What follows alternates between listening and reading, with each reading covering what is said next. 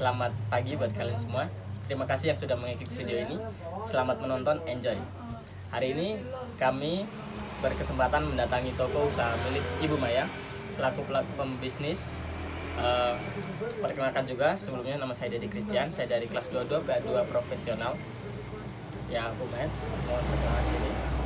Selamat pagi, nama saya Ibu Maya, saya pemilik toko bahan kue ini. Kami menjual bahan-bahan kue dan alat-alat untuk membuat kue. Dan kami berada di Jalan Raya Gadung nomor 36. Tidak, Bu? Oke, selanjutnya kita masuk sesi pertanyaan. Oke, untuk pertanyaan yang pertama, Bu Maya, bagaimana cara mengatasi rasa takut dan ragu dalam memulai bisnis, khususnya untuk yang ingin memulai bisnis baru? Memang ya, kalau di awal itu kalau kita mau mulai bisnis itu pasti ada rasa takut dan ragu-ragu. Tapi berhubung dari awal sekolah saya ini sudah boga ya, terus saya lanjutkan untuk berjualan bahan kue. Di situ saya mantap dan saya yakin pasti jualan saya ini laku. Karena saya nggak hanya menjual bahan kue, tapi mengajari orang-orang juga, memberi resep orang-orang supaya orang-orang belajar kue dan mau belajar kue. Dan banyak para pembeli yang menanyakan bagaimana resepnya membuat masakan ini, makanan ini, bagaimana cara mengembangkan kue ini, supaya ini bagaimana caranya bisa nggak bantet dan lain sebagainya. Itu saya sudah memiliki skill di situ ya. Jadi itu kelebihan kami di sini. Oh, jadi Bu Maya bukan hanya berjualan bahan kue, tapi juga membuat kue juga ya? Iya, dan saya juga menerima pesanan, Mas. Oh, bagus itu. Oke, pertanyaan kedua. Bagaimana sejarah perkembangan usaha bahan kue ini hingga sekarang? Perkembangannya itu gimana? Dari awal sampai sekarang? Puji Tuhan banget kalau untuk perkembangannya. Saya di sini sudah 8 tahun dan perkembangannya cukup pesat untuk bisnis kami di sini, karena salah satunya kami ini satu-satunya Mas jualan di sini, tidak ada yang ada saingan lain ya? Iya. Bagus. Oke. Selanjutnya pertanyaan ketiga. Apa yang menjadi kendala Ibu Maya selama menjalani usaha ini? Dan bagaimana cara untuk mengatasi masalah tersebut? Setiap usaha itu ada kendala ya Mas ya. Kalau untuk kendalanya itu kadang-kadang kan stokan itu masih banyak, tapi sales sudah waktunya untuk nagih. Lah itu kendala kami. Di situ kan kita jualan itu nggak selalu rame ya. Ada yang bahannya masih banyak, tapi salesnya sudah minta tagihan, dan mau nggak mau kami harus bayar. Di situ kendalanya kami sebagai pengusaha. Dan untuk mengatasinya ya saya promosi juga lewat HP Mas, untuk memasarkan apa yang kami jual itu. Untuk itu kan saya juga, makanya saya juga menerima pesanan supaya apa yang kurang jalan itu nanti saya buat kue dan saya jual lagi gitu. Jadi muter terus gitu ya?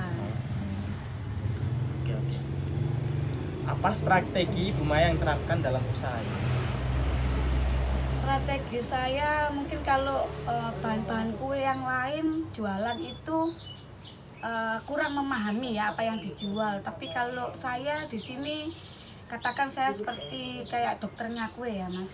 Jadi kalau ada orang tanya kenapa kue ini kok kurang mengembang, itu saya pasti tahu penyakitnya di mana. Karena kelebihan saya sudah mendalami dari SMK gitu. Dari Jadi SMK sudah paham banget untuk ya. kendala-kendala kenapa sebab akibat kue nggak bisa jadi itu.